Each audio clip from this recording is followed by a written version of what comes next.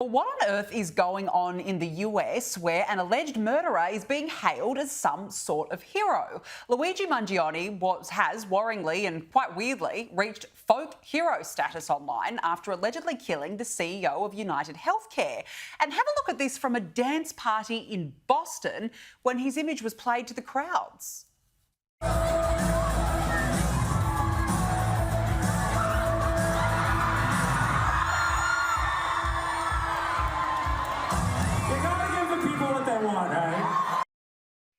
Joining us now is Based Politics co-founder, journalist and commentator Brad Polumbo. Brad, good to see you. Can you explain to us what is going on here? Because it just seems like young people are idolising this alleged murderer.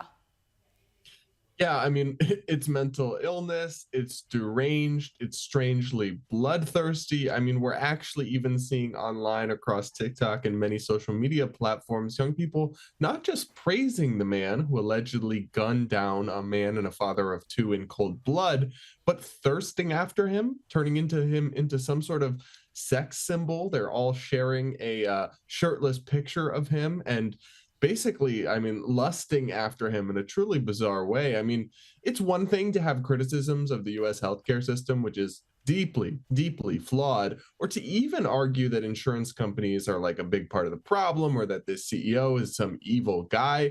I'm not necessarily convinced of that last part, but to support or to encourage extrajudicial killings of people in the streets, no trial, no due process, just because you hate their business or you hate their company, to act like that's some sort of noble thing is actually scary how widespread that sentiment is, because if they kept going down that path, that could take America to a truly dark place indeed.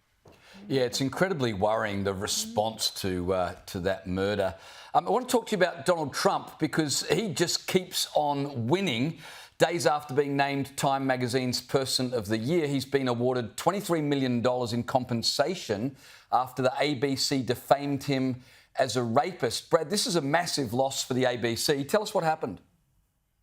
Yeah, this is a huge deal. So ABC News host George Stephanopoulos basically made a huge mistake on air and described Trump as being held civilly liable for rape, when in fact the jury in New York considered that charge and did not find him liable for it. They found him liable for two other charges instead. So it's a huge mistake, but I will admit I was honestly quite surprised to see this development that they settled for such a large figure to compensate him, because we have very, very high standards for defamation in the United States. So typically you can say almost anything about a politician, even if it's untrue, and get away with it. I think they must have been worried about what would come out in the wash. Maybe there's more that we don't know about. Maybe they don't want their emails and their information going through a discovery process where people would get a chance to lift the lid and bring some sunlight into what's happening inside these mainstream media outlets. But it was a really shocking story. And like you said, it is a huge win for Donald Trump and a huge black eye and massive embarrassment for the mainstream media, in particular ABC News. It certainly is. Now, look, Brad, there's something very odd going on in the skies above New Jersey, where mysterious drones have been reported by thousands. And now local officials are taking matters into their own hands. They claim the Department of Defense and Joe Biden are refusing to help. Have a listen to this. Sheriff Golden wrote me a few days ago requesting legislation to empower the state police to seriously protect at-risk persons and infrastructure, and if necessary, bring down a dangerous drone or drones.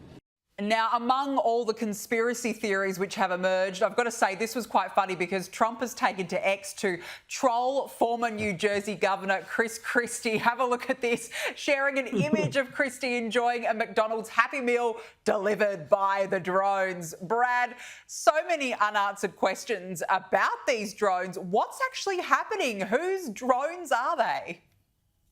Well, the crazy thing, Danica, is that we don't know. Days into this strange phenomenon where people are seeing these very large clearly identifiable drones in New Jersey, and you're seeing them across social media. People are reporting them. We don't know what they are. The government won't tell us, and I refuse to believe that they don't know. I really find that hard to believe that the federal government don't know, though it is possible that some branches of the government know and some don't. I think the most likely explanation is that these are our drones, that they are some form of government drone that belong to the CIA or some branch of the federal government, because otherwise you get into weird territory like aliens, but that doesn't make sense that they would use technology so similar to US or other countries' drones. Or could they belong to another country? Because then I find it very hard to believe that the US wouldn't have blown them out of the sky. I mean, do we really not have sovereign airspace anymore? The whole thing is a strange and perverse story, but it does go to show kind of the credibility crisis in our federal government under this Biden-Harris administration. I mean, you've got Alejandro Mayorkas, top Biden official, on TV saying, oh, people are mostly just confused. These are the kind of drones you can just buy at a store. No, sir. I mean, some of them are 7 to 8 feet wide. That's not something you can just buy at a store. They're flying in patterns. They're confusing people and scaring people. And people want to be able to look to our government and get real answers and trust them, but they have a credibility crisis. And it's in moments like this when that's a real problem. Yeah, well, Donald Trump has said either identify them or shoot them out of the sky. So he knows where he stands. Back on Donald Trump and JD Vance, they received a very warm welcome when they attended the traditional Army versus Navy football game over the weekend. But Brad, what got my attention was the national anthem. Trump was saluting, Vance was standing to attention. It seems like patriotism is back. Yeah, it's not surprising to me that they found a receptive audience there. The military is overwhelmingly supportive of them. And it is funny to me because I saw people online complaining that when they were watching this game, they barely showed Vance and Trump. But when you watch an NFL game, it'll cut to Taylor Swift 10 plus times. And who knows if that's true? I didn't tune in. I'm overseas right now. But I think it's interesting what pockets of life you'll see huge public displays of patriotism and support for Donald Trump and JD Vance, and which ones you won't. And it tells you something about American culture that he's so overwhelmingly popular in kind of everyday recreation and sports like the NFL, or not the NFL, like college football, or like UFC fights. And yet in Hollywood or kind of elite circles in those camps, he would get a very different reception. So I think that we're seeing America silo off in ways that's interesting, but also revealing in terms of our cultural phenomenon and how politics intersects with it all. Yeah, it's a really good point, Brad. Now, look, before we let you go, the Department of Education spent at least $1 billion DEI hiring, programming and mental health training in America's schools since 2021. Brad, unbelievable. What sort of nonsense ideology is being peddled in these departments? Yeah, look, burn it all down, figuratively, of course. But the idea that they're using $1 billion of our money, Americans struggle to afford groceries these days, but we're being taxed to fund toxic, divisive politics based around identity, teaching some groups are inherently good and inherently oppressed and virtuous, and some are inherently bad and oppressors. And the stuff that has been shown, a lot of these diversity trainings, to not only not work, but to actually actively make things worse, to prime people to become offended unnecessarily, to see discrimination where there is none.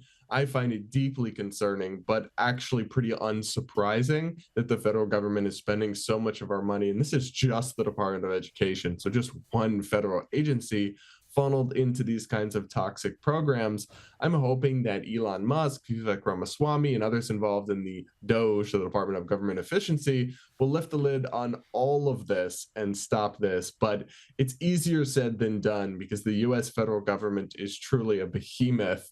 It is very good at covering up for itself and resisting this kind of sunlight. But when we do, we can see what's going on, and most of the American people aren't supportive of it. And it's not about being against racism or against discrimination. No, DEI trainings and materials and advocacy goes far beyond that into territory that I think most people would find actually divisive in its own right and often alienating. So this should all be defunded and really prompt a lot of introspection as to how we ever ended up putting people in charge and in power that ever thought something like this was a good idea. Yeah.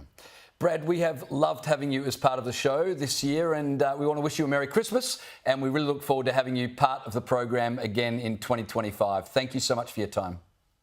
Thank you, guys. Appreciate it.